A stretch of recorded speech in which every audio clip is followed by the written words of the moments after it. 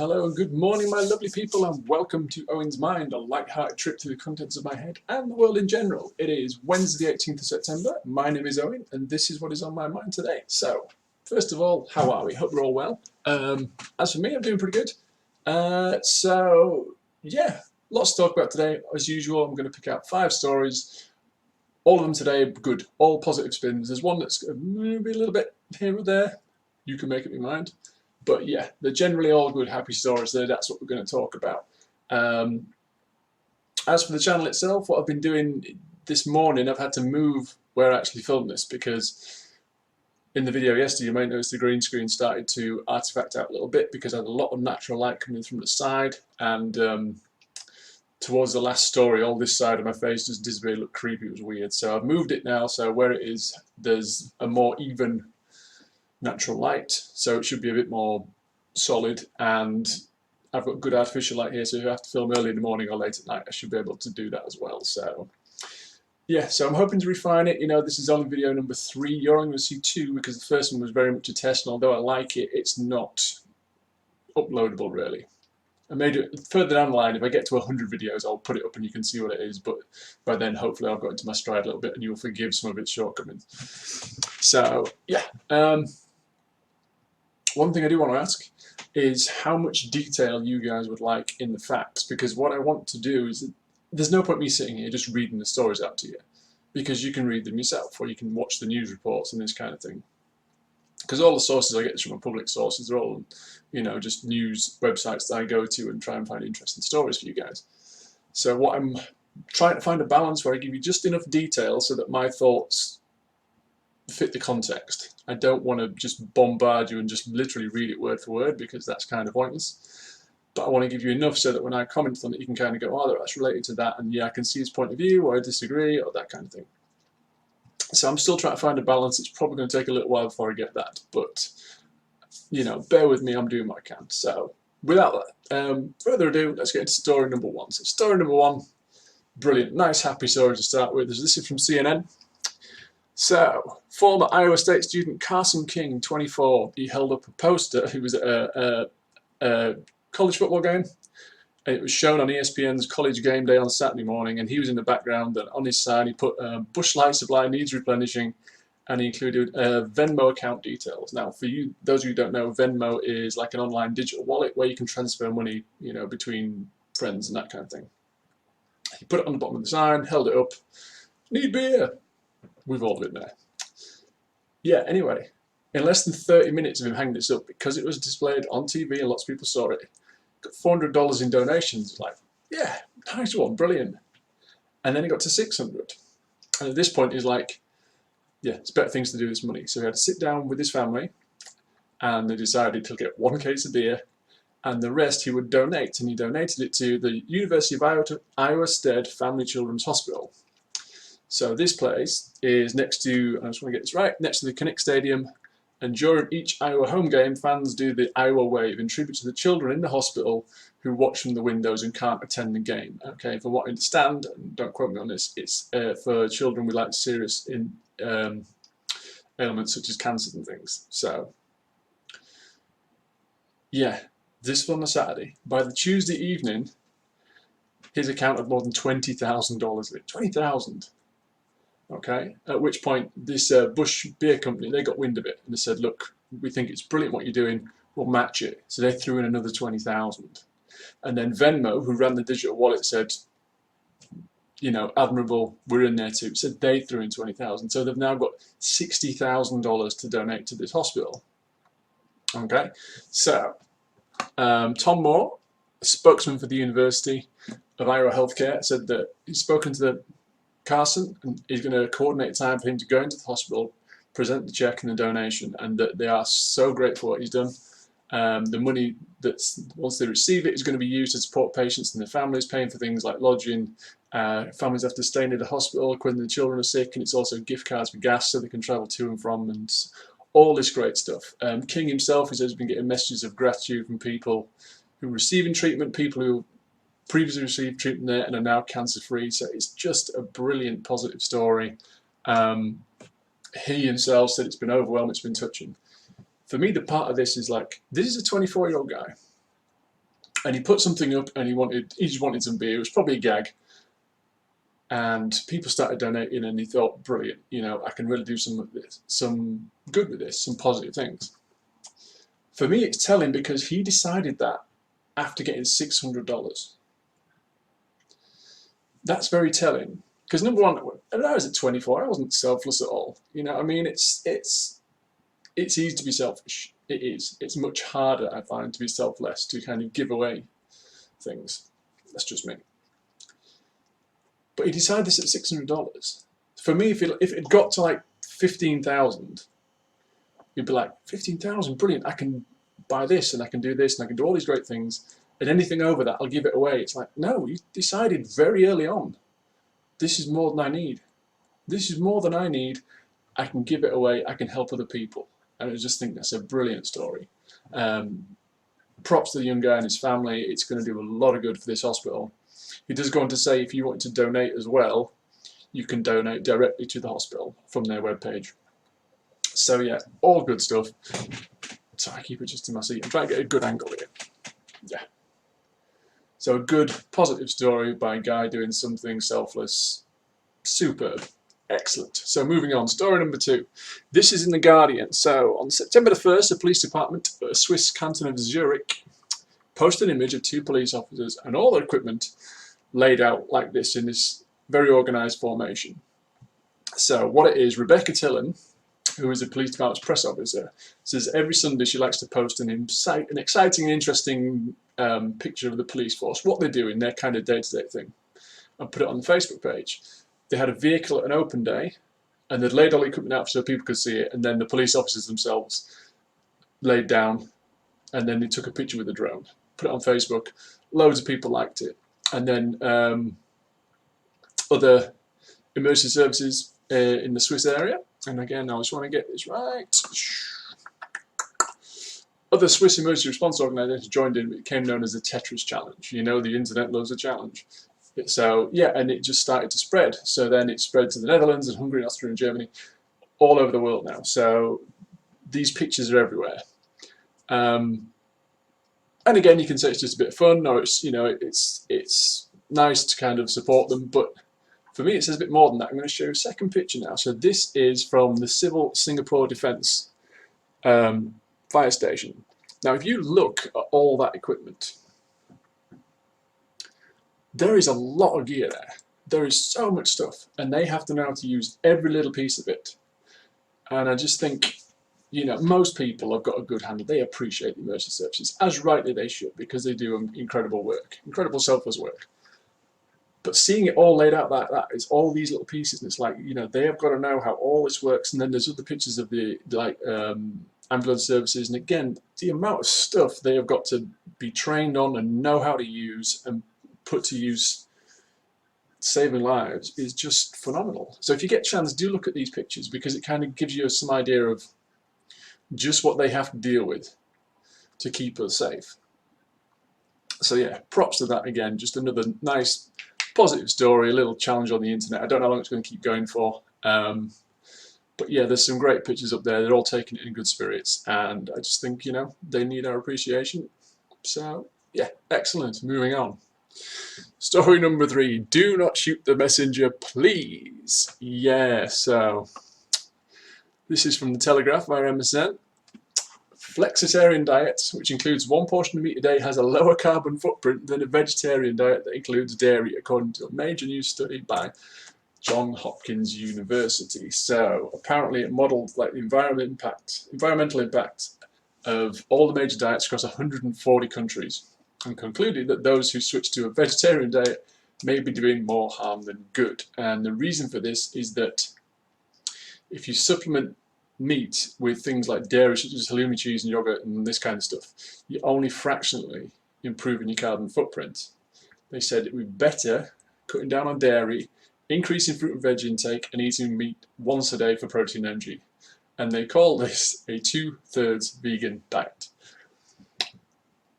Yeah, now, I'm sure there is lovely vegans out there, but some of them are a little bit militant, shall we say, in their adherence to the vegan diet. Yeah, I eat meat. Don't eat a lot of meat, but I do eat meat. I cannot imagine going up to a vegan and say, "Oh, you know, I'm vegan." Oh yeah. Well, I'm 2/3 vegan. Yeah, 2/3 vegan. I think you go to a vegan, they're going to say, "No, you're not 2/3 vegan. You're either all vegan, or you're a murderer." So yeah, okay. I know it's easy to mock vegans, but I just think some of them are a bit hardline. Um, for me, a great example of a vegan is Kevin Smith, film director, comic book fan. You know, I love the guy. He recently turned vegan for health reasons after he had a heart attack, and he's spoken about it a lot. But he's kind of like, "This was my choice. You make yours." Perfect. That should be most things in life. That should be everything in life. I've made my choice, you make yours, and we'll all live together. You know, I'm not going to judge you on yours, don't judge me on mine. But you find that some of these people in all walks of life, not just veganism, but, you know, I just thought it was kind of amusing that the story said, yeah, call yourself 2/3 vegan. I know what they're going for, but oh my word. So, give me some stats, okay? In the UK, the average healthy 2/3 vegan diet contributes to the equivalent of 762.7 kilograms of CO2 emissions per person. That's a huge amount. I didn't think, you know, when you hear about sort of carbon emissions, that you don't think that you as a person, your footprint will be that big. 762.7 kilos. Vegetarian diet that includes dairy, 1265.2. So significantly, nearly double, not quite, but nearly. Okay. So, one of the paper's authors, Dr. I want to get this is a weird name, but I do apologise if I butcher it. Keeve Nachman told the Telegraph, where the story is from, dietary shifts don't have to be as draconian as many people think to have a meaningful impact on the environment. So you don't have to change absolutely everything to have a good, positive environment. Our study found that in the UK, switching to a vegetarian diet that includes dairy, eggs and dairy is actually less helpful for reducing greenhouse gas emissions than a diet that includes meat, dairy, and eggs for one of 3 meals and exclusively plant-based for the other 2 meals. Okay, so yeah, basically it's saying that you may not be as, it's like a lot of things, we're trying to do well, we're trying to do better, but as facts change and research change, you may have to change with it to stay in this, for your actions to stay in a very positive way, which is what you want. You want, you know, a lot of people turn vegetarian for environmental reasons, not just animal reasons. If that's part of your argument, if that's part of the reason you're doing it, you may have to readjust based on this new information. And John Hopkins, it's not, you know, this study counts. It's not some little backwater article that somebody came up with. This is big time, so do pay attention to it. The new research obviously found what we already suspected, that sheep and goat meat are the most greenhouse gas intensive foods, but dairy is not far behind. So we know that current levels of beef production, things, they're not sustainable going forward. Something does need to happen. So, but it's basically saying that just cutting all meat out and throwing loads of dairy in is not necessarily going to make the positive difference that people think it is. So just something to bear in mind there. Okay, let's move on. Story number 4. This is from BBC News. So, Lib Dem leader Jo Swinson has warned Boris that if he thinks a woman is being a weakness, he's about to find out it's not. Now, this comes about because Boris has used language which is, he's an old Etonian. He's one of the old school network, and some of the things he said kind of relate to that, and it's not excusing it at all, but he's kind of his time. So he's used insults like big girl's blouse and girly swat and all this kind of stuff. And Joe has said, you know what, it's not appropriate, and it speaks a lot, and it's so it's very telling, very revealing about his character, which it may well be. The reason I bring up this story is more about, she's just done her first press conference as leader, and she said that she will, if they get elected, if Lib Dems get elected, they are going to stop Brexit on day one. And a lot of people are saying this is undemocratic. You know, we had a referendum. People voted to leave. That's what you have to do. However, I think she's been really smart here, because the Lib Dems have typically been a third place party. They've never had a majority or anything like that. So they're aware that the minute Brexit is a mess. It is an absolute mess. And it was very close. The referendum was close. It was, I can't remember the numbers, but it was really, there wasn't a lot between it, between Leavers and Remain. If you got my position, I didn't actually vote in it. I thought there was so much misinformation that I couldn't make an honest, balanced judgment. So that I don't have a dog in this fight. Obviously, I want the country to do well. That's what I want. Whichever outcome gives us that, that's what I want. But yeah, they've said, we're going to revoke Article 50, we're going to pull us out of this Brexit thing, we're going to stay in Europe, and that's what we're going to do day one if we get elected. No, we've had a referendum, you can't do that. So if you get elected, you need to have a second referendum and let the people decide. What she's doing is, the general election is the second referendum.